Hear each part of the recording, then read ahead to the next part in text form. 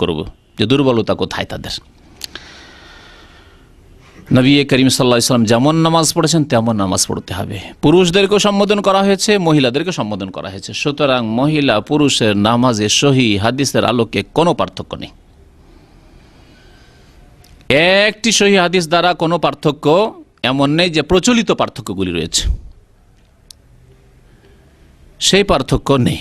নারী পুরুষকে একই রকম সম্বোধন করেছেন নবী করিম সাল্লাল্লাহু আলাইহি ওয়াসাল্লাম। নামাজ শুরু করতে হবে কোত্থেকে? নামাজ শুরু করতে হবে তাকবীরে তাহরিমা দিয়ে।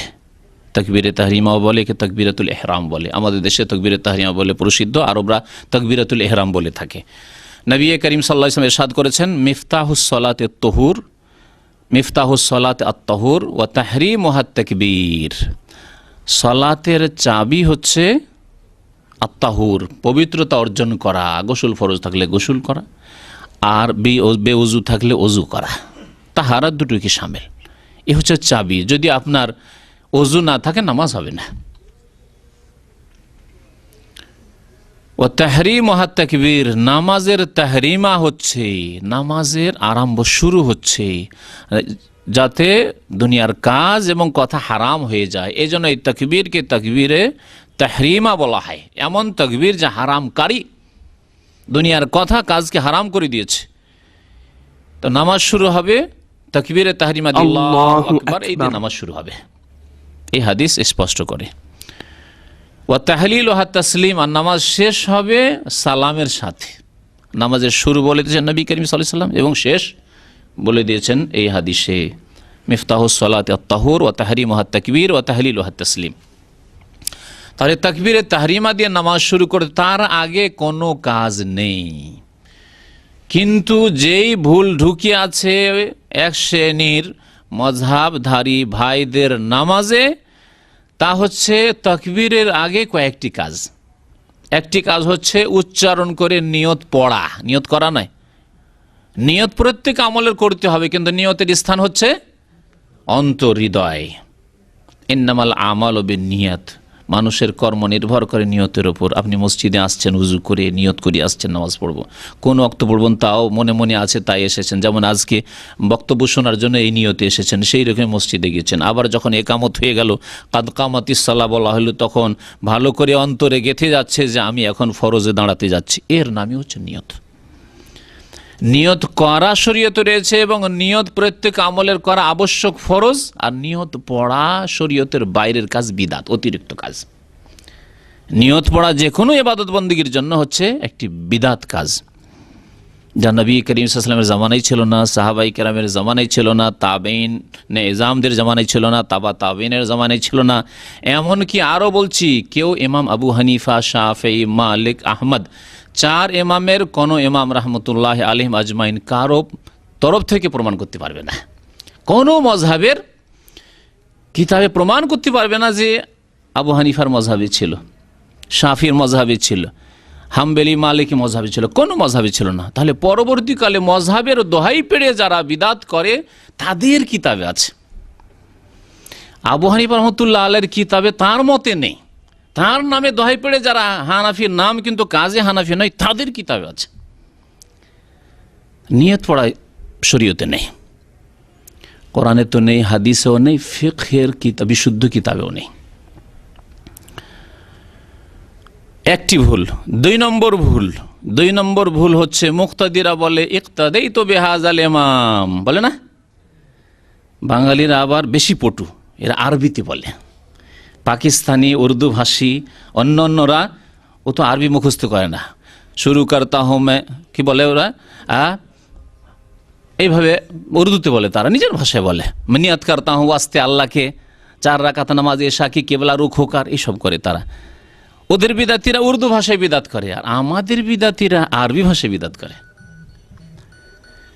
এই ক্ষেত্রে মুক্তাদি হলো, সেজন্য বলবে ইক্তাদাইতু বিহাযাল ইমাম, ভুল। আমি এই ইমামের অনুসরণ করছি, আপনি দাঁড়াচ্ছেন পিছনে, ওই যে অন্তরে, ওইটি হচ্ছে আপনার ইক্তেদার, মুখে বলা বিদাত। এইরকমই ইমামদের জন্য গদ বাধা তৈরি করা আছে কিতাবগুলিতে, ওই নুরানি নামাজ শিখার বিদাতি কিতাবগুলিতে। আনা ইমামুন, আমি ইমাম, লেমান হাজারা, যারা এসে গেছে, ওয়ামাল্লাম ইয়াহজুর, যারা এখন আসেনি পরে আসবে, তাদের সবার ইমাম হয়ে গেলাম। বলতে হবে নাকি? 2 বিদাত হইল, ট্রিপল বিদাত দিয়ে নামাজ শুরু হয়, তাহলে 1 বিদাতই তো নামাজ হবে না। আর 3 বিদাত দিয়ে যদি নামাজ শুরু করে কেমন করে নামাজ হবে? তৃতীয় বিদাত করে যায় নামাজের দোয়া পড়া, মুসাল্লার দোয়া, ইন্নী ওয়াজহাতু ওয়াজহিয়া লিল্লাযী ফাতারাস সামাওয়াতি পড়ে। দোয়াটি হাদিস আছে, কিন্তু ক্ষেত্র ভুল করে বিদাত বানিয়ে দিয়েছে, জায়গা ভুল করে বিদাত বানিয়ে দিয়েছে। দোয়া সহিহ হাদিস রয়েছে, মুসলিম শরীফে রয়েছে। তো আগামী সপ্তাহে প্রত্যেকটি দলিল নিয়ে আসবো যে দোয়া হাদিস আছে এবং কোনখানে পড়ার কথা আছে তাও নিয়ে আসবো। তারপরে তাকবীরে তাহরিমা দিলেন, তার সাথে রফুল ইয়াদাইন করবেন। রফুল ইয়াদাইন মানে 2 হাত উঠানো, 2 হাত উঠাবেন কানের লতি পর্যন্ত বা কাঁধ পর্যন্ত। কাঁধ পর্যন্ত ইবনে ওমর রাদিয়াল্লাহু তাআলা আনহুর হাদিস রয়েছে, হাজওয়ামান কাবাইহে, কাঁধ পর্যন্ত যথেষ্ট। আর কেউ যদি কানের লতি আর একটু বেশি উঠায়, কিন্তু কাঁধ ধরা নয়, এভাবে নয়, এইভাবে নামাজ শুরু করবে। তারপরে পড়বে নামাজ শুরু করার দোয়া, যাকে হাদিসের ভাষায় বলা হয়েছে দুআউল ইস্তিফতাহ, আরম্ভ করার দোয়া, সালাত আরম্ভ করার দোয়া, যা আমাদের দেশের ভাষায় সানা নামে প্রসিদ্ধ। সানা নাম পড়ে গেছে, কারণ আমাদের দেশে যে এই দোয়াটি পড়ে সেখানে তাতে আল্লাহ পাকের সানা গুণগান রয়েছে বলে শুধু তারা ওই একটি দোয়া পড়ে ওর নামে সানা দিয়েছে। তা হচ্ছে আবু দাউদের হাদিস, বুখারী মুসলিমে নেই, অন্য হাদিসগুলিতে রয়েছে সুবহানাকা আল্লাহুম্মা রব্বানা ওয়া বিহামদিকা আল্লাহুম্মা গফিরলি। এই দোয়াটি যেহেতু আল্লাহ পাকের তসবিহ গুণগান, এতে সানা রয়েছে, প্রশংসা রয়েছে, সেজন্য এর নাম সানা দিয়েছে। কিন্তু এই ক্ষেত্রে প্রায় 7টিরও বেশি দোয়া রয়েছে। নবী সাল্লাল্লাহু আলাইহি ওয়াসাল্লাম বিভিন্ন সময় বিভিন্ন দোয়াগুলি পড়তেন। এটি একটি দোয়া। বুখারী শরীফে রয়েছে আল্লাহু বাইদ বাইনি ওয়া বাইনা খাতায়া কামা বা'আতা বাইনাল মাশরিকি। কখনো কখনো এটিও পড়বেন। নবী সাল্লাল্লাহু আলাইহি ওয়াসাল্লাম ফরজ নামাজে এগুলি পড়তেন। মযহাবধারী ভাইদের আলেমরা তারা বলে না না না না এগুলি তাহাজ্জুদের দোয়া, অথচ হাদিসে রয়েছে। আগামী সপ্তাহে, তারপরের সপ্তাহে বক্তব্য ইনশাআল্লাহ পেশ করবো হাদিস নিয়ে এসে, যে ফরজ নামাজে নবী সাল্লাল্লাহু আলাইহি ওয়াসাল্লাম আল্লাহু বাইদ বাইনি ওয়া বাইনা খাতায়া কামা বা'আতা বাইনাল মাশরিক এই দোয়াটি ইলা আখিরি পড়তেন। কখনো কখনো নবী করিম সাল্লাল্লাহু আলাইহি ওয়াসাল্লাম তাকবীরে তাহরিমার পরে বুকে হাত বেঁধে পড়তেন ইন্নী ওয়াজহাতু ওয়াজহিয়া লিল্লাযী ফাতারাস সামাওয়াতি ওয়াল আরযা হানিফা ওয়া মা আনা মিনাল মুশরিকিন ইলা আখিরি এই দোয়া পড়তেন।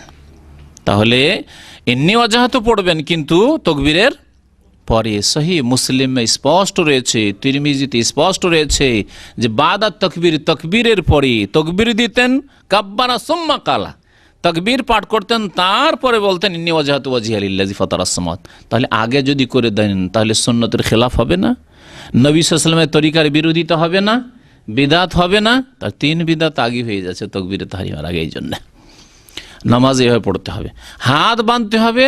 হ্যাঁ, হাত বুকের উপরে বাঁধতে হবে, কারণ সহিহ হাদিস, সহিহ ইবনে খুজাইমার হাদিস রয়েছে যে নবী করিম সাল্লাল্লাহু আলাইহি ওয়াসাল্লাম হাত বাঁধতেন আলা সাদরিহি।